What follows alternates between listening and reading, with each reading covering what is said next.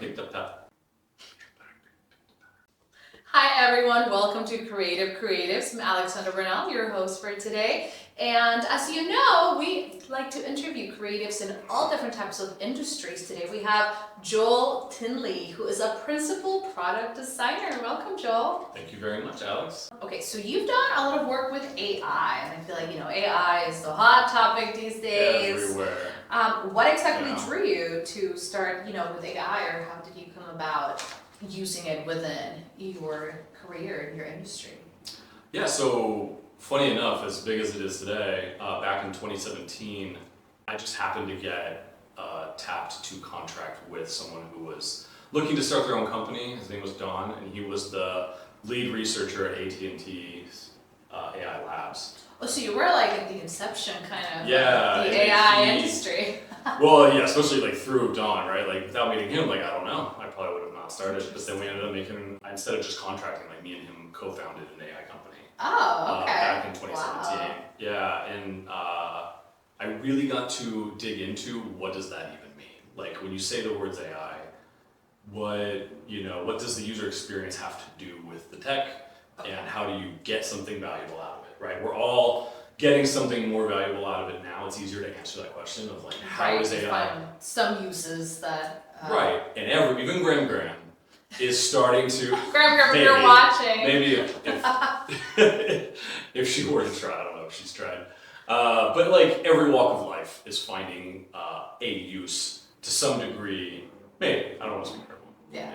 So back in 2017, we had an idea of how that would be useful. Okay. And I really enjoyed diving deeply into the UX and design side of what that means. And a lot of what I learned then is very applicable today. Well, speaking of then and now, I mean, it's still, several years after 2017. I'm trying to do math, 8 years, 2025, great. So what are like the big difference that you've seen with AI within your industry specifically from that time when you kind of first started to dive into it and now? Because you've done work with it throughout these last 8 years. So. Yeah, that's a good question. So as with all things, I could be very detailed and just ramble on. So I'm going to do my best to summarize, and if you can help me ask any follow-up questions. Okay, great. And I'll try and err on the side of so. Yeah. But like the fundamentals that we were working with in 2017 of how do you have a machine who has certain things that it does very well.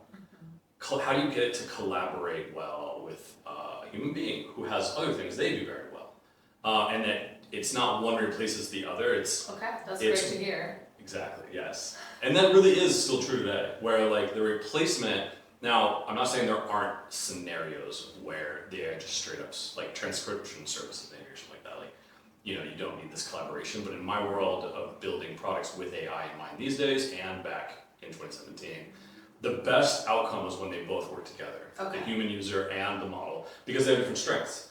The AI model, and we use the word model a lot, it just means the way it thinks and whatnot. Yeah. They're always launching new models. They're always training new models, launching new ones, so I just use the word model a lot. But the model has things that it's really good at, processing large amounts of information, finding a correlation, honing in on it, and the capabilities are growing every day. But back in 2017, the interface's job was to help the user, in our case, who worked in IT infrastructure, which I won't bore you with the mechanics there, but they had a lot of domain, they had a lot of experience, they had a thing that they were good at, right?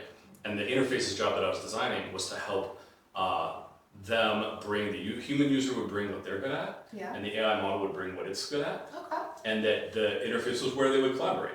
It was where you could put your creativity or your hunches or we call it like the intuition, inspiration mix that humans are really good at. And the model can take that direction, it can take that thing that you're expressing and then go and do its job. Because when it goes and does its job, it's doing a million calculations and coming back with so much possible answers. It's not sure where Okay, so the it just needs answer. like guidance from you. It needed guidance in 2017. It needs guidance now. Okay, to really that's good to hear. To be good at its job. I have a great question here from how our did audience. What did I do there? I think that was great. Yeah, no, good job. Really great. Trying to summarize as best as I can. So we have a question from you guys, our audience. How do you balance AI automation while keeping humans in control? And you obviously have touched on this a little. Yeah. It's so there's frameworks now that we're developing, and frameworks are a way of going about things, right? It's a series of rules and best practices that. Okay, so you do have like processes specifically to deal with AI. I'm developing them in my work. I mean, great. I'm sure many other people, I don't think I'm special in this, are developing these frameworks. This is great to hear, because I guess for someone, again, who just knows nothing about this, that's where the fear comes from. It's like, you just don't know what it's going to do at any point. So this is great to hear that someone who's working with it has like an actual process or framework, like you call it, to keep it somewhat, controlled. I think that what's important is that whatever you're building, someone that's shaping that product or that thing cares about the user experience. If not, I think that they may just totally kind of let the model go run. Got it. Right? And that's where they would just and those are going to occur. I think what's interesting about the work that I do is that by the nature that I'm hired and being employed and being a part of these projects, they care about the user or the outcome or to some degree. So that is still the priority. Right?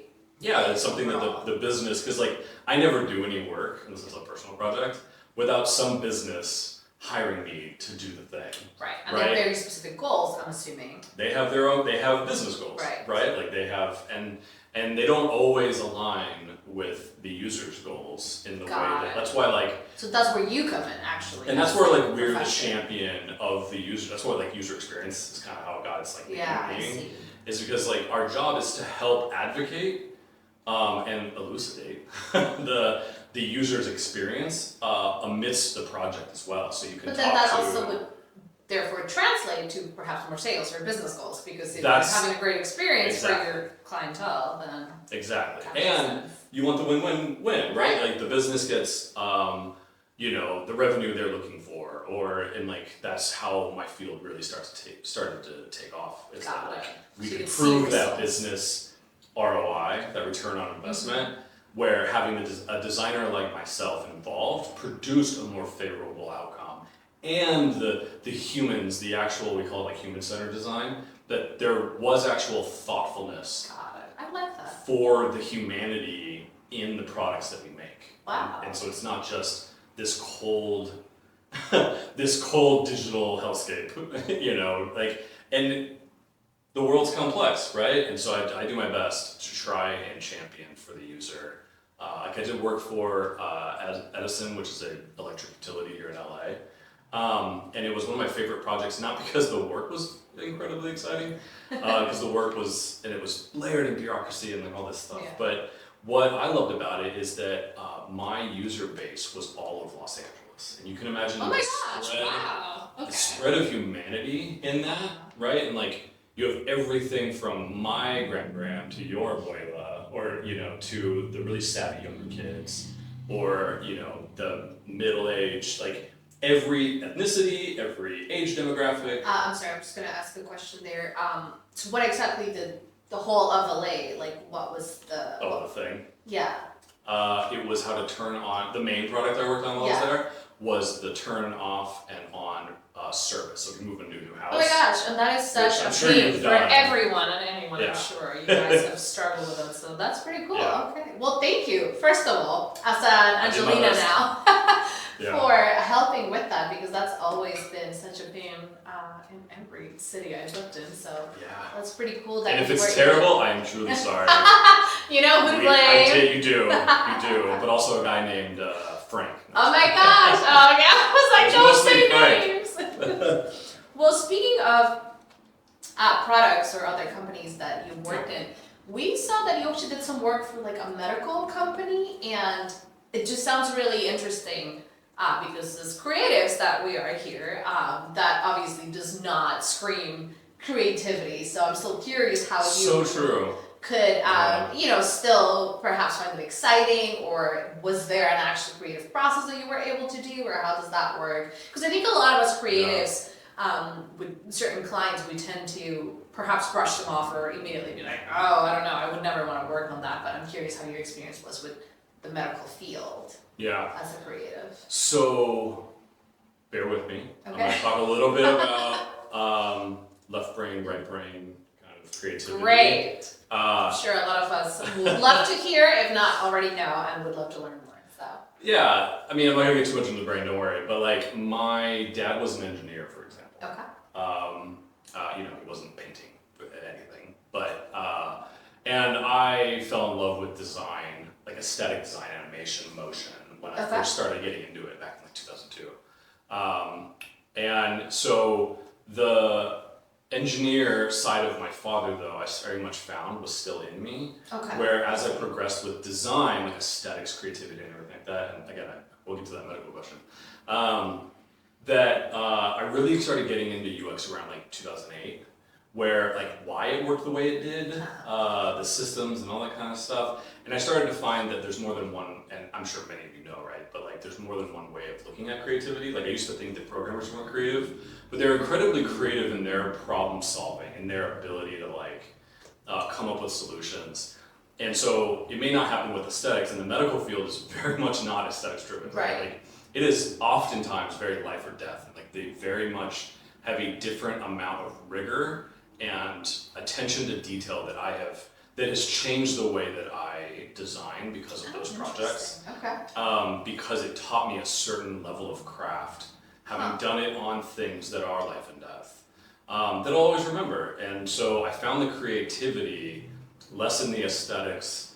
I won't say just, that aesthetics and animation and all that kind of things don't have a role to play, because they have a UX component. They have a how does this thing work and how does it convey the right meaning at the right moment aspect. But when it comes to the subjective nature of I like this color and I like that font, obviously they don't care that much. But like the functional fundamentals, nice little alliteration there, were very engaging as a creative. Okay. Figuring out like the engineering side of my brain of my, nature versus nurture. My dad was really into it, but I really enjoy like how do you make an interface that's joy to use for the operator in a hospital in Shanghai? We did a around the world research tour. Oh wow! So I got to talk to actual engineers and like instrument operators and lab management in Shanghai, Japan, South America, Amsterdam, and like they have different needs and they have different. I bet. They have different goals, but there is an underlying humanity, right? Where like you want to build something that is a joy to use, that is still universal. It's universal, but then you start to get into like how is China or Shanghai specifically versus like Hong Kong or Latin America, but like Buenos Aires versus like Sao Paulo, and like Amsterdam, like how are they different? The people that are using these experiences to do life-saving science or whatever, like how do you make that a good experience? But then at the same time, the lab was different. Like I saw a lab that was a closet essentially in Shanghai. Okay. Like that's the room they had. Medical lab, you mean? So it was a hospital, but like, you get your blood drawn and they go and they test it. Yeah. That's the machines that I was working on. Was like the things that analyze your blood and like figure out like, do you have this or that? And so, sometimes it's a closet where they can fit this machine. And I say closet, but it just wasn't any bigger than a closet. Obviously it was an actual room with a door, but but like it really, anyway, different labs have different needs. And so the creativity of, which I really love, which is, how do you fit, I was working for Abbott Laboratories for that diagnostic stuff, or for the Roche Life Sciences human genome mapping project. Like you have different requirements, but there's this like beautiful symphony or orchestration in how to find the need, fit the needs and fill the requirements for my client Abbott Laboratories, for the human in China versus Sao Paulo, for the lab, the hospital makeup, the like lab leadership's goals for should they buy an Abbott machine or should they buy. It feels like it can be overwhelming, like trying to It's a somehow lot. Figure it all out. Include all of these different people and aspects into the interface for the Into the experience. solution. Wow, Yeah, and that's why I love what we do. Like, there's such a creativity to figuring that out. But if I were to talk to, like, say, like an editor, right, like a film editor, like I know for a fact that they or yourself are also weaving in lots of different considerations and lots of like you're weaving all these threads. And like you could argue that at the core of this creativity that we all share, there is this weaving of threads, this orchestrating of variables that, and like the Z element or the X element of your own personal inspiration and creative vision and these things that just make me feel alive. They make me feel a kind of happiness that I only get from creating. And this is why we're here, why we're creative, and why we creators. all love creativity. I love that. That's how you know. That was a beautiful book. We found our way there. We found our way there. Great. Talking a little bit back to AI. What skills do you think that young UX designers, product designers, should focus on today to be able to integrate the AI into their, design world? So things are moving so fast. Yeah. So fast. Every 6 months, everything's changing. And so I think one of the benefits that they have when you're wanting to enter into this field is that you're learning and you have that learning mindset and that like be a sponge and like take everything in, try new stuff. Like there's no, downside. You're trying to learn and figure things out, and so you can keep up with all of the advancements at a rate that I think when you're more trained classically, you're having to get out of your comfort zone. Right, really have to fight your instinct or your exactly because up until now you had your way of achieving X, right? Like, and our brains are so efficient at finding like, oh, I have my what we call like value pathway. Like it knows how to achieve X. And so you have to break, it's uncomfortable. You have to break out of your rote, memorized way of achieving whatever because things are changing now. And so there's a lot of utilizing AI to do wireframing now or when I do interaction models of like how something works. Okay. Where do you click? How's the panel come in? What's scrollable? What's not? Like how's the whole thing work? I used to do that in my head while sketching. Okay. Right? And then when we get better prototyping tools, and I was using Figma, but now I'm having, we call it Vlad sometimes, but it's like V0, it's an AI, and I use Claude and V0, and Claude and Vlad. Claude and Vlad, Vlad. And together, I do a little bit of Figma, a little bit of Claude, a lot of V0. You're just using like all of the tools that are now available. Right. Versus just, I always use this, so I'm just going to keep using this. Got it. Exactly. It applies to, obviously everything and everyone. Yeah. To get out of your comfort zone and keep up with the times, That's true. obviously. So it doesn't run you over and spit you out. You actually want to find a way to incorporate it and hopefully use it to your advantage into your career. And that's awesome. Yeah. Well, speaking of where do we see AI going, right? Where do you see design headed in like the next 5-10 years, especially with AI continuing to evolve so fast? Yeah. Less time spent doing the manual, I don't want to call it labor, but like the manual parts of our craft, right? Where like you might, the brilliant moment of inspiration comes and goes, but then you have 10 hours to actually put it down on work the page, to do the thing, like, so less work, more directing, like we were talking about, directing various tools on the job that you want them to do. And it really is, so that's where the not replacement but augmentation comes in. They're not replacing us in this field.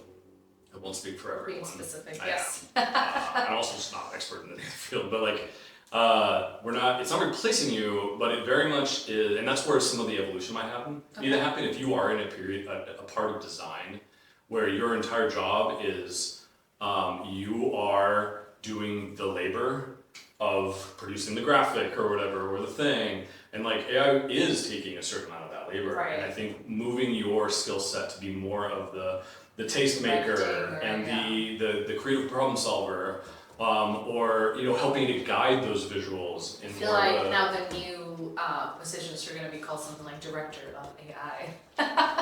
That's actually incredibly prescient, I think. Yeah, I think that's probably the way it's going to go. And like user experience will be, I won't mean director as in like VP or director. Oh no, I just meant also coming from the entertainment industry, like a director of a project. No, technically, I think we're going to adopt that. It's just kind of, Maybe I'll change my portfolio to say Director AI of director. Nice. But yeah, anyway, so we're gonna be doing more of the meaningful decision points. Sounds great. And less of the work. So what that means is overall everything just speeds up. Because now I can offload all that. So I'm worth 3 joules. You're not spending now, as much time on that. Yeah, I can do more. And you could argue that like, wait, wasn't the point of all this technology so that we could do less? Right? But you're doing less of the. But now I'm responsible for three times more projects because I'm right. Then you can do more. The creative projects, mind. Less of specific work, but then take on therefore more. I wish I could just hand off more to AI and then go spend more time. In your case, the beach, but in my case, like video games. I do like the beach. I know, but like, I think what it's meaning is that people can be responsible for more of the part that I'm good at, and AI is not good at. Great. So. Well, thank you so much, you guys. Joel Tinley, Principal Product Designer, thank you so much for taking the time of explaining to us what, this other creative side of this industry that, I personally was not really aware of or, just didn't really know anything about. It's a little dense. But what I like about it, which with every guest that we have here, is how eye-opening it is to like many, many ways that you can still be a creative in several different fields and still get clients and, make an income. So hopefully this was helpful, inspiring. If people want to see your work or learn more about you, where can they go? So I don't really do social media, so you're going to have to just go to my portfolio website. Great, that's what we want to see. It's my first and last name, joeltinley.com. Easy peasy. Thank you, Joel Tinley, and thank you guys for watching. Thank you so much for all the questions and for nominating, specific creatives for creative creatives. And I would like to thank our host. Alexandra thank you so is much. Fantastic. Yay! I listen thank you every guys. week. They know, but thanks. They're aware. Well, anyway, thank you very much. Thank you it was so a pleasure. much. We'll catch you guys next week. Please make sure you watch and subscribe.